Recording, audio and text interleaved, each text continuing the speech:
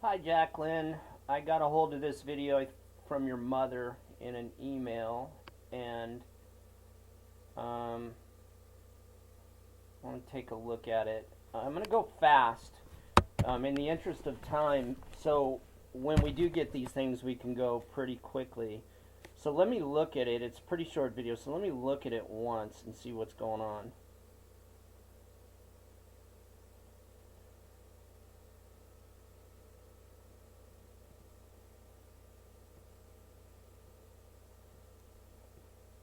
Okay, I get it.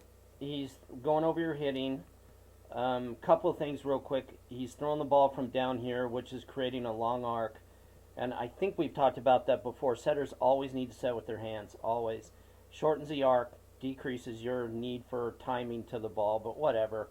I want you to understand, anytime we talk about any of these things, and um, it is not to go against this person. This person deserves a medal for what he's doing. So it's only to enhance what he's trying to teach you. So you need to bring the information that's going on here with you into the gym with me so we can talk about it. But that's neither here nor there. The second thing is when he tossed this ball, it landed 3 feet inside the court. That decreases the court you have to hit into exponentially. And maybe you can ask me the next time we work over at Ottoman, and I'll show you exactly what I mean. For every foot that this ball is set inside the line, it decreases the court over here exponentially. So if it's a foot inside, it's not taking away a foot of court over here, it's taking away greater amounts of court. And I can show it to you, it's just math. So anyway, let's take a look. Looks like he's working with you on your feet for some reason. And you see where that ball landed? It landed 2 feet inside the court. You get my point. You saw it. Sets have to be pushed out. They just must, because you need all of this court to hit into. Anyway, let's move on.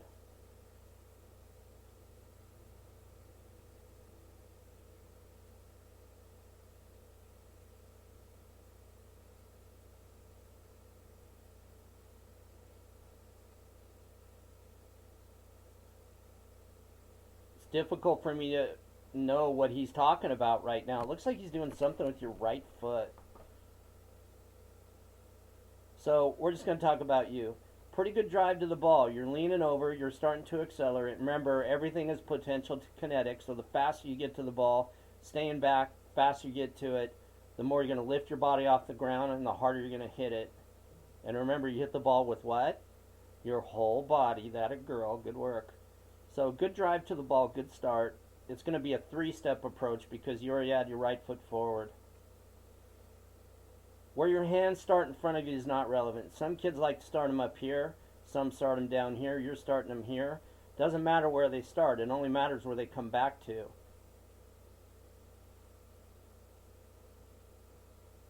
And you're bringing your arms out to go back instead of straight, which I'm not changing. It doesn't make any sense. It doesn't matter how they come back. It only matters how they go into the ground. Now, how much weight you throw at the ground right now with these two arms, and I want to come back to what these two arms look like, how much weight you throw at the ground is going to create a stretch shortening cycle in your lower body. So the weight you throw at the ground is going to load your lower body. Then when your arms come past neutral, which is straight down to the side, to come up, it's going to accelerate that load or stretch shortening cycle that's been stored in your body. Now, if your arms are asymmetrical, meaning this one's way up here, or arm is bent, or this one's down here and this one's here, then you're shifting weight up. Your arms have weight. So if they're not symmetrical, then you're gonna have a weight differential in your body as you go up to hit the ball. But as you can see, yours are perfect. They're very symmetrical. I like to see them get further back, and the reason you get them further back or higher is because then you could throw more weight at the ground. It's just time and distance. But this looks great. Feet are pointed at the setter, which is exactly where they're supposed to be on the left side, which is where you are now. This allows your right hip to be back. And then when you're done hitting this ball, hopefully your feet are pointed at the net, which meant you threw your right hip at it as well. Remember, it's just torque. So this looks really good, to be honest with you. This is something we're going to fix, okay? And I'm going to go ahead and go forward and then pause it really quickly. Do you see where that elbow is? See how it's in front of your body? Where it should be is back here, okay? Your hand's at your ear, and that's fine, but this elbow needs to be back. Again, just like throwing your arms at the ground to create more of a load in your lower body, if this elbow is back here, it's going to have more time and distance to accelerate to hit the ball. And it's why you're not hitting the ball with as much pace as you can, or you have the possibility of doing, is because this elbow's in front of your body. And there's a couple ways we can fix this. And again, what I want you to do is when I talk to you in these videos, because I have like 20 kids right now that have sent me videos all of a sudden that I'm doing this stuff, and it's becoming a little time consuming, to be honest with you, but it's important, so we're going to go through it.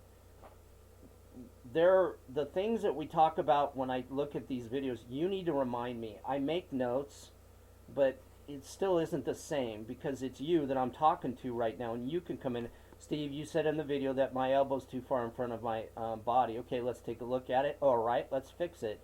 Steve, you said I wasn't you get my point. So whatever we talk about, you need to bring into the gym and remind me. And I'll remember. I mean, once you tell me, I'm pretty good at it. And if it gets any more complicated than this, Jacqueline, I'm going to have to start writing everything down. But this looks fantastic. Okay, so you're taking off in this spot. You had good pace to your approach. You're going to probably end up somewhere over here, which is what you're supposed to do. Feet are pointed at the center, hip is back, elbow's not far enough back, arms look good, whatever. Everything looks really good. And then you closed your hip. This is a problem for me, okay, and this is something I'm going to fix. And I need to see if it's consistent. If it's not consistent and it just happened this one time, we're not going to make a big deal. But you did land on one foot. And, you know, to me, it's not going to affect your hitting. It never will affect your hitting to land on one foot. But what happens is, especially in you kids, is you want to reach to hit the ball because you want to be successful and hit it in the court. When you overreach, you drop this left shoulder. All right? Again, it shifts the weight that direction, and then your body weight has shifted. So there's more weight on this side of your body than there is on this side, so this foot is still in the air. And I know that's got to make sense. And it's not going to affect your hitting, but you're landing on one foot. So whatever you weigh, landing on both feet, you weigh the same landing on one. And I don't want you to walk into the gym, and I think we talked about this before, like I do at my age. I landed on one foot my entire career. Now the left side of my body is destroyed. And I don't want you to be injured when you're older. I want you to have a very good life. And not that I don't have a good life, Jacqueline. I have a great life. It's just sometimes things hurt. I wish somebody would have pointed these things out to me. But all in all, this looks fantastic. We're at the end of the video now. I'll go back again and look at it one more time. So the rules are start, accelerate, de-elevate, arms loose, elevate, feet behind the ball, elbow in front of your hand, and hit the crap out of it. I think your approach is wonderful. It's way above where it should be, and this is pretty indicative of what I'm talking about. Great start to your volleyball career, the way your approach is and the way it looks.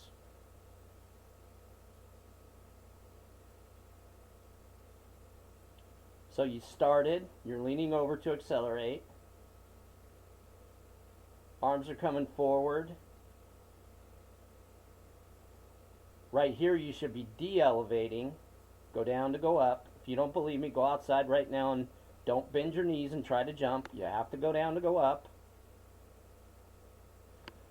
Could be a little more de-elevation. What you like to see here is you like to see a little bit greater than 90 degrees. Past 90 degrees is below your knees, and your knees can't support the weight effectively.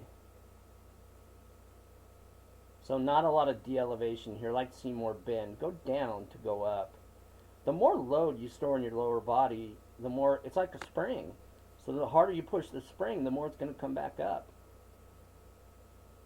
Great travel, good distance over time. You didn't go straight up. And you closed your hips. You actually over-rotated. Okay, your hip came more forward. I like that. I think it's cool. So anyway, I hope it helps. Whenever I send these things, don't hesitate to give me a call and go over it. In fact, I'd prefer it because the more you send, the harder it is for me to remember. And like I said, I have quite a few kids right now that are sending me videos, and I'm trying to get to. Um, but there you are, and I hope it helps.